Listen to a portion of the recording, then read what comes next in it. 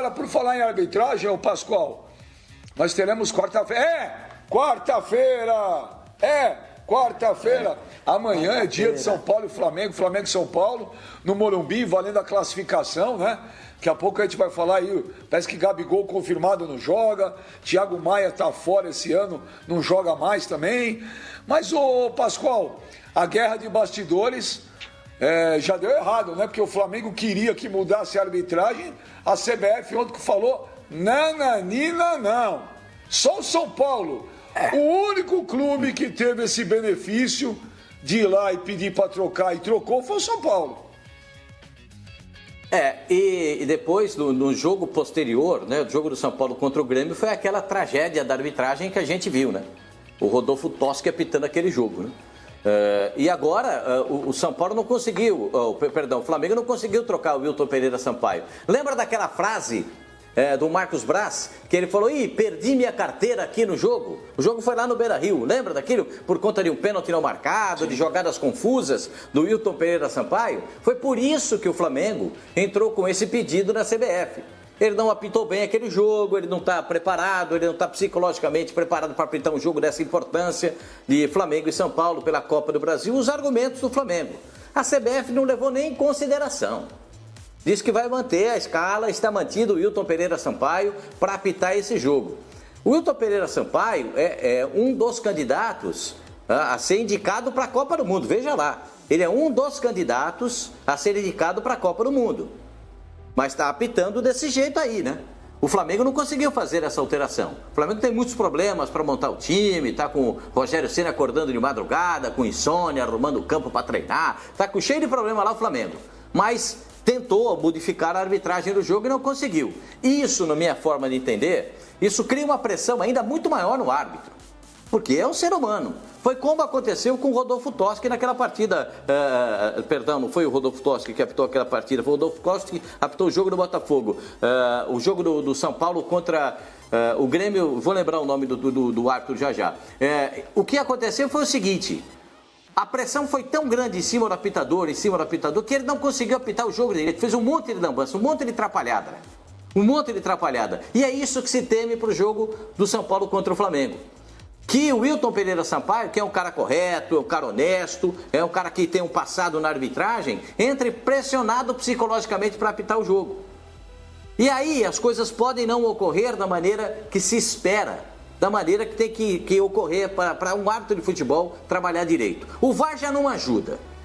Tem aquele pênalti no jogo do Corinthians, é uma demonstração muito clara. O pênalti no jogo do Botafogo ontem, outra demonstração muito clara. O VAR não ajuda. Pascoal. O árbitro dentro de campo... Pois não, pode dizer, Fascani. Aquele árbitro é o Rafael Trace. É mais um, é tudo igual. Rafael Você coloca Trace. tudo no mesmo balaio, é tudo igual. É o Rafael Trace, mas eu não quero fazer injustiça com o nome de ninguém. Muito obrigado, viu, Fascani? Agradeço. Agora, não dá, tem coisas na arbitragem que aconteceram depois de que houve a troca de árbitro do jogo do São Paulo contra o Grêmio. Todo mundo tem razão de reclamar. Todo mundo tem razão de reclamar. Qual será a explicação do presidente da comissão de arbitragem para o Atlético Mineiro? Indagando por que é que não foi dado aquele pênalti. Qual será a resposta do comandante da arbitragem para se dizer que não foi pênalti a favor do Botafogo, no em cima do Calu, no finalzinho da partida contra o Red Bull? Quais são as explicações? Não tem explicação. Então o futebol brasileiro vive disso, de pressão, e lamento que o Wilton Pereira Sampaio entre pressionado para apitar uma partida de tanta importância pela Copa do Brasil. Tomara que ele tenha condições psicológicas perfeitas para apitar esse jogo. Eu desejo isso, espero isso, que o Wilton tenha essa capacidade de assimilar esses problemas e apitar direito o jogo, porque a pressão em cima dele é enorme. Sobrou tudo para o apitador do jogo. Mas, ô Pipo, por que só o São Paulo? Quando o São Paulo conseguiu mudar a escala de árbitros naquela partida contra o Grêmio, todo mundo foi unânime em falar: perigoso isso, perigoso, né? Porque vai ter que abrir um precedente. Agora todo mundo está no direito, que se o São Paulo conseguiu, mas ninguém consegue, só o São Paulo. Então, Pipo, você que é igual o Pascoal, você fica vasculhando a vida dos outros, fuçando lá, grampeando o telefone, você e o Pascoal, vocês fazem muito disso para ter informação. Que conclusão que você chega Por quê? Por que só o São Paulo consegue mudar a escala? Conclusão que eu chego é que ele foi o primeiro, Benja. Ninguém tinha feito, ele foi lá, vou dar uma especulada ali pra ver se eu consigo, tal. Aí, pô, não gostei desse cara, muda aqui, tá, a gente faz um arranjo aqui rapidinho, pá, pum, pum, pum. E aí, quando isso veio à tona, uma chuva de polêmicas, de críticas, de revolta de outros clubes e tal. E como ficou muito feio, né, o que fez a comissão de arbitragem da CBF, acabaram, né, parando por ali. É a única explicação que eu tenho, não consigo enxergar outro tipo de explicação, por mais que pessoas ainda queiram suspeitar de segundos e terceiros interesses, né? De que o presidente da CBF é São Paulino, de que não sei o quê. Não, acho que absolutamente isso não tem nada a ver. Eu enxergo muito mais porque o São Paulo foi o primeiro que se colocou à disposição de tentar esse tipo de mudança. Ninguém tinha feito. O Gaciba, ou aqueles que tomaram a decisão, né, acharam que poderia não ter uma repercussão tão grande assim, que seria compreensível. Na verdade, não foi compreensível coisa nenhuma, né? Foi uma vergonha, foi uma piada o que aconteceu. Eu acho que hoje, claro, todos têm o direito de querer, mas eu acho que todos deveriam ter a prudência de entender que todos os árbitros, em algum momento, vão te prejudicar. Vão errar e isso, obviamente, vai gerar algum tipo de prejuízo. Então, o que se tem que fazer é trabalhar para que haja uma melhora no quadro da arbitragem, no sistema da arbitragem no Brasil. E não de você minar profissionais. Se você não concorda com esses profissionais que estão listados para trabalhar no Campeonato Brasileiro, é simples, não assina o regulamento. Não assina o regulamento, não quero trabalhar com esses profissionais, não nos sentimos confortáveis para isso, aí faça um motim ali de outros clubes, tal, não sei o quê, e quebra o sistema da arbitragem. E tenta trazer alguma coisa diferente, não sei, árbitro de fora, uma comissão de fora, não sei, qualquer coisa que dê credibilidade a um campeonato que para os clubes me parece que eles não creem que exista, né? Porque se a cada rodada você vem com declarações como essa, perdi a carteira, não quero esse árbitro, esse não sei o quê, então você não acredita na lisura do campeonato. Então você não se sente seguro que esse campeonato te traz 100% de clareza. E se você não se sente 100% claro de alguma coisa, você não vai disputar a vera essa competição. Então para a competição. Para tudo, né? Não queremos mais jogar, não dá mais, os caras são muito ruins, o VAR não sei o quê. Para a competição, reseta o campeonato, reseta a fórmula e faz alguma coisa diferente. Porque se a cada rodada a gente tem de vir a público para discutir arbitragem, para discutir reclamação, para discutir que o cara agora quer trocar o árbitro, que o outro não concorda. Então, meu amigo, o que a gente está fazendo com o campeonato em andamento?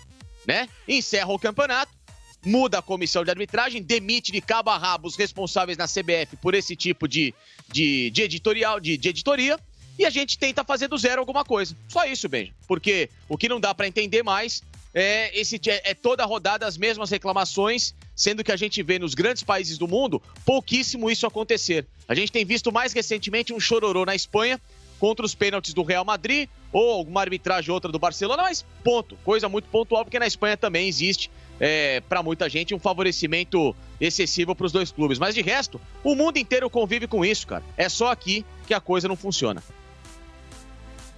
Ô Flávio, o imperador, deixa eu falar um negócio pra você, ô Flavinho. Eu tenho um problema que eu fico desde que eu era moleque, eu sou viciado em filme de máfia, né?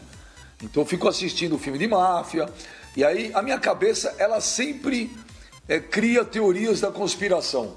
Pra mim sempre tá acontecendo alguma trama, nada é por acaso.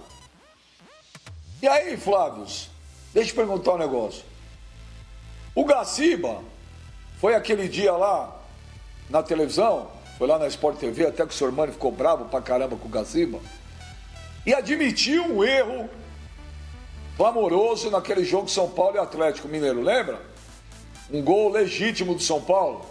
O Gaciba falou, foi um erro, a linha de impedimento, gol do Luciano. Aí o São Paulo vai, depois de um tempinho, e pede alteração na escala dos árbitros. A CBF aceita na hora. Aí o Flamengo vai lá, os outros clubes vão lá, não tem mais isso. Foi um pedido de desculpa aquilo? Pode ter sido. uma compensação. A gente vê esse tipo de compensação muitas vezes dentro do mesmo jogo, né? Quantas vezes a gente não viu o árbitro, sei lá, numa partida, antes de ter o VAR, né? Hoje está mais difícil, essas coisas meio escandalosas. Mas quantas vezes a gente já não viu um árbitro que deixa de marcar um pênalti no intervalo? Tá difícil ver coisa escandalosa? Oi? Tá difícil ver coisa escandalosa? Foi um escândalo o pênalti a favor do Atlético Mineiro, não deram. Ontem foi um escândalo dar um pênalti, não deram o pênalti a favor do Botafogo. Não tá vendo coisa escandalosa? Eu vou ver cachorro voar daqui a pouco. E São Paulo e Goiás? Mas é mais difícil. É mais difícil. São Paulo e Goiás. Você tem o VAR que desmascara um juiz. Mas eu tô falando dessa coisa, essa tese da compensação, a gente já viu dentro de um mesmo jogo. Quantas vezes, né? O árbitro que anula um gol, descobre que no intervalo que não era para ter anulado, marca um pênalti que não foi para compensar. A compensação, a lei da compensação, a gente já convive com isso há muito tempo no futebol brasileiro. Eu tinha a tendência de achar que o fato de o presidente da CBF ser muito ligado ao São Paulo possa ser um elemento a ajudar a explicar a pedido atendido do São Paulo, né, para mudar um árbitro e que não tem se repetido com outros clubes. Mas não tenho provas disso, nenhuma. Eu tenho prova que tem dois fatos. O São Paulo teve seu pedido atendido e o presidente do São Paulo, da CBF, era um dirigente ligado ao São Paulo. Isso são fatos. Agora, daí a inferir que isso ajudou o São Paulo seria meio leviano da minha parte, porque eu não tenho prova nenhuma. Da mesma maneira, Benja, que a gente dizer que foi uma compensação é apenas uma especulação, uma insinuação. A gente não tem provas disso. O que a gente tem são muitos fatos que atentam contra a qualidade da arbitragem e o que a gente poderia chamar de transparência, para não dizer falta de lisura, tá? Mas pelo menos transparência na condução das coisas da arbitragem no futebol brasileiro, né? Porque qual é a explicação que a CBF dá para ter atendido a um pedido de São Paulo? Alguém vem e fala em público? Alguém se submete a uma entrevista? Alguém se sujeita a uma entrevista coletiva para ser questionado sobre essas coisas todas que a gente fica colocando aqui? Não. Se fecham em copas ali na sede aqui pertinho da Barra da Tijuca, vão fazendo as coisas do jeito que querem e a gente fica aqui só especulando, porque ninguém vem a público para oferecer explicações transparentes para esses fatos muito estranhos. Não acho que clube nenhum tem de pedir para mudar a arbitragem. Nenhum. Não acho que o Flamengo tinha que ter feito isso, não acho que o São Paulo tinha que ter feito isso. Agora, acho muito menos que a CBF deve atender. A gente falou disso quando houve a troca de um árbitro aí para o jogo de São Paulo. Abre-se um precedente perigosíssimo. Todo clube vai se sentir no direito agora de escolher quem vai apitar os seus jogos, né? Não pode ser assim. E falta transparência na CBF. Falta transparência. Essa palavra é mágica. É mágica. Falta transparência. Falta vir a público e explicar aquilo tudo que a gente questiona, mas não tem a possibilidade e oportunidade de questionar pessoalmente. Tá parecendo, o Benja, sabe o que parece? Parece que a gente está vivendo no meu tempo de moleque para jogar na várzea. Botava todo mundo em cima do caminhão para ir jogar na várzea e ainda o time visitante levava o juiz. Ou o time da casa deixava o juiz. Quer dizer, o juiz era escolhido ali na hora. Era o cara que você trouxe o juiz? Trouxe. Então bota ele para apitar o jogo aí. Ele apita o cascudo, o principal apita o nosso. Pô, parece isso, cara. Parece várzea. Nós estamos falando de campeonato brasileiro, estamos falando de Copa do Brasil, estamos falando de título importante, que vale dinheiro pra caramba. Não é barato, é caro. São 70 milhões para ganhar a Copa do Brasil, 7 milhões agora para o time que passar para outra fase. É dinheiro pra caramba. É profissional, é título, é conquista, todo mundo se esforçando, o Flamengo esfacelado com o time todo arrebentado, São Paulo com o time todo arrumadinho, 11 partidas sem perder, 5 vitórias seguidas, tudo isso tem que ser levado em consideração. Aí chega na hora da arbitragem, é tudo no empírico, é tudo no amadorismo. Poxa, já viu que o Wilton Pereira Sampaio teve problema no jogo do Flamengo? Pra que botar o Wilton Pereira Sampaio pra pitar o jogo do Flamengo com o São Paulo? Tira da relação dos escolhidos, deixa para outro dia, deixa para outra partida importante, porque tem outros jogos importantes da Copa do Brasil. Tem jogo do Ceará com o Palmeiras, tem jogo do Grêmio contra o Cuiabá, tem jogo do Internacional contra o América Mineiro. Ele é goiano, ele pode apitar outras partidas. Para que fazer isso? Eu fico perguntando para você, qual é o intuito disso? Provocar reação? Provocar reação? Mostrar que são mais inteligentes do que qualquer outra pessoa? Por que isso? Gaciba, por que isso? Por que provocar reação? Por que testar a capacidade intelectual dos outros? Ô, Cassino, eu vou dizer um negócio pra você. Eu sempre falo isso. Eu não acuso ninguém de nada. Só acusaria alguém de alguma coisa se eu tivesse prova. Então não acuso ninguém. E o Pascoal fica bravo comigo desde o primeiro dia de programa que eu falo isso pra ele. Mas eu também não acredito em todo mundo por acreditar. Eu tenho todo o direito do mundo de duvidar de quem eu quiser. Duvidar de alguém, né? É uma coisa, acusar é outra. Então eu não vou aqui, eu não ponho a mão no fogo. Eu canso de falar, tem erro de arbitragem pra mim que eu vou te falar, cara. Não é possível que seja erro. E tem coisas que não dá pra entender, Cassino. Essa mudança de árbitro o São Paulo pode. Por exemplo, por que só o São Paulo tem 3 jogos a menos? Por que não foram marcados jogos pro São Paulo? O Flamengo, por exemplo, jogou aquela semana lá, aquele mês de outubro, lembra?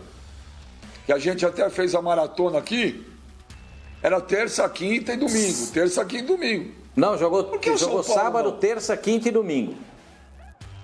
Por que o São Paulo não, Cassino? São Paulo vai jogar esses 3 jogos quando? É só no Brasil, Cassino. Cassino, é só no... Desculpa, Cassino, para terminar. É só no Brasil que o campeonato, o primeiro turno termina, mas não termina. É no mínimo uma estranha coincidência, mas é difícil acusar, como você mesmo falou, né? O São Paulo estava no direito dele de ir lá e pedir. O erro foi da entidade, no caso a CBF, que permitiu para o São Paulo, e agora que outros pedidos ocorreram e já ocorreram, eles serem negados. Aí fica a pergunta, por quê? Só que na minha avaliação, não adianta o São Paulo pedir para trocar, o Flamengo, depois vai o Botafogo, depois vai o Inter, depois vai o Atlético Mineiro, depois vai o Atlético Paranaense. Sabe por quê? Porque se pedir para trocar o árbitro X pelo árbitro Y ou pelo árbitro Z, vai ter lambança, vai ter erro. E erros terríveis. Porque hoje o árbitro não tem mais a responsabilidade da era pré-VAR. Antes o árbitro era a autoridade. O árbitro marcava e não voltava atrás. Errando ou não. Eu acho um absurdo, por exemplo, ter um lance de penalidade, o árbitro ficar com a mão no ouvido, esperando o cara lá da cabine resolver. Não, ele tem que resolver no campo. Mas isso é da regra, é do protocolo. E o protocolo tem que ser mudado.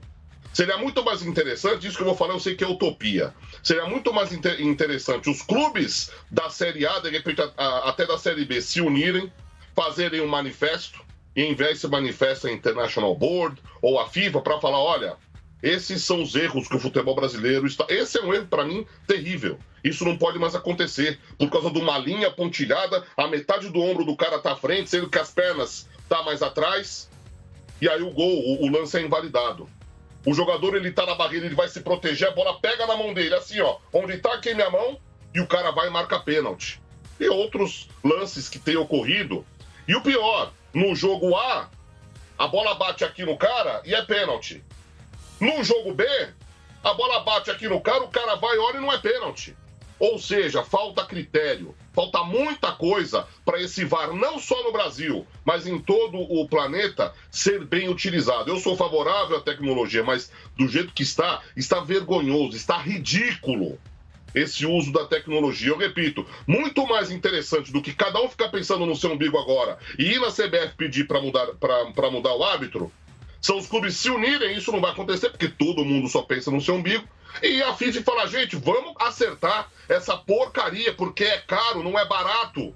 essa porcaria de VAR para que não tenha dúvida. Porque senão não dá, gente. A gente imaginou que com o VAR não teria mais a conversa de segunda-feira no botequim, na hora do almoço, na hora do jantar, sobre a arbitragem, mas triplicou, quadruplicou as dúvidas sobre a arbitragem por conta do VAR. Essa é a minha opinião.